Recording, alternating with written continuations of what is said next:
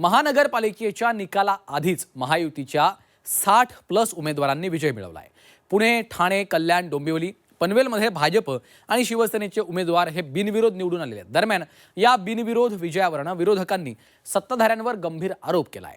उमेदवारांना धमकावून माघार घ्यायला लावल्याचा आरोप संजय राऊतांनी केलेला आहे। पाहूयात। महानगरपालिका निवडणुकीच्या निकालाआधीच सत्ताधारी भाजप आणि शिंदेच्या शिवसेनेच्या उमेदवारांनी विजयाचा गुलाल उधळला आहे। राज्यातील अनेक महानगरपालिकांमध्ये भाजप आणि शिवसेनेचे उमेदवार बिनविरोध निवडून आले आहेत। महाराष्ट्रात राजकीय समीकरणं बदलली आहेत। महायुती आणि मवियात अनेक ठिकाणी फूट पडली आहे। त्यामुळे सर्वच महानगरपालिकांमध्ये काटेकी टक्कर पाहायला मिळणार असा अंदाज होता। मात्र भाजप आणि शिवसेनेनं अनेक ठिकाणी मतदान आणि निकालाआधीच विजयाचं खातं उघडलंय। पुण्यामध्ये भाजपचे 2 उमेदवार बिनविरोध निवडून आले आहेत। पिंपरी चिंचवडमध्ये 2, पनवेलमध्ये 7, भिवंडीत 6, कल्याण डोंबिवलीत 15, धुळ्यात 4, जळगावमध्ये 6, अहिल्यानगरमध्ये 3, म्हणजेच राज्यात भाजपचे एकूण 45 उमेदवार हे बिनविरोध निवडून आले आहेत। भाजपच नव्हे तर शिंदेच्या शिवसेनेचे उमेदवार देखील मोठ्या प्रमाणात बिनविरोध निवडून आले आहेत। शिवसेनेचे ठाण्यात 7 उमेदवार बिनविरोध झाले आहेत। भिवंडीत 2, कल्याण डोंबिवलीत 7 आणि जळगावात 6 उमेदवार बिनविरोध नगरसेवक म्हणून निवडून आले आहेत।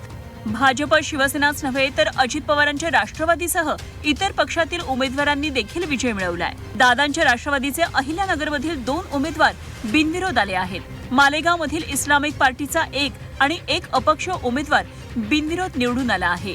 भाजपच्या बिनविरोध निवडून आलेल्या उमेदवारांचं रवींद्र चव्हाण यांनी अभिनंदन केलंय।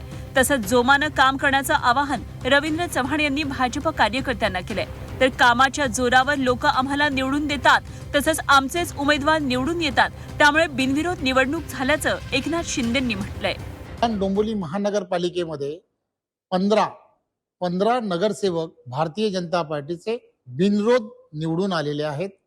त्याचबरोबर भिवंडी महानगरपालिकेमध्ये सुद्धा 5 भारतीय जनता पार्टीचे नगरसेवक हे बिनविरोध निवडून आलेले आहेत आणि पनवेल महानगरपालिकेमध्ये सुद्धा 6 भारतीय जनता पार्टीचे नगरसेवक जिंकून आलेले आहेत, बिनविरोध निवडून आले।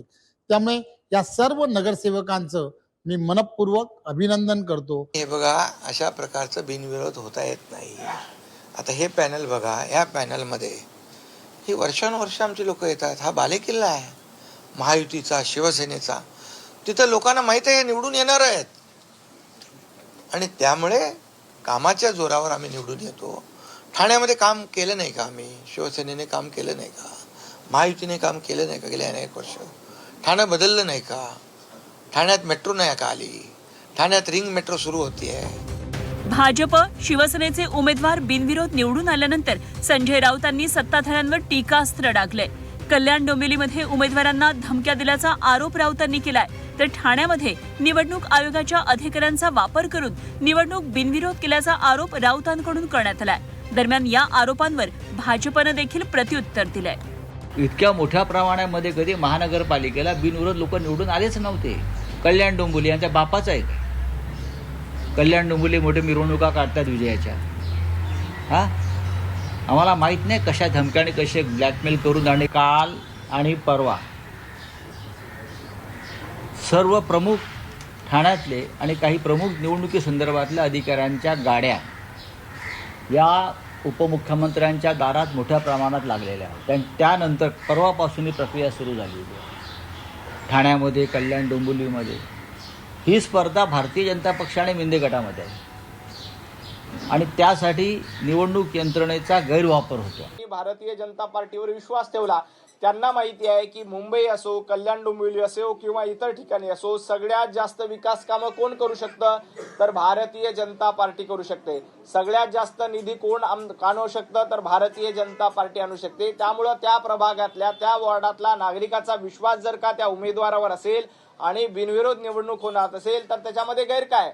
एवढीच हिंमत असेल तर संजय राऊतांनी आपल्या भावाला बिनविरोध निवडून आणावं। राज्यात महायुतीचे एकूण 68 उमेदवार बिनविरोध म्हणून निवडून आले आहेत। त्यामुळे निकालाआधीच भाजप शिवसेनेत मोठा उत्साह पाहायला मिळतोय। मात्र दुसरीकडे या बिनविरोध विजयामुळे विरोधकांनी सत्ताधाऱ्यांवर गंभीर आरोप केलाय। त्यामुळे या बिनविरोध निवडणुकीमुळे राज्यातलं राजकारण चांगलंच पेटलंय. ब्युरो रिपोर्ट, झी 24 तास.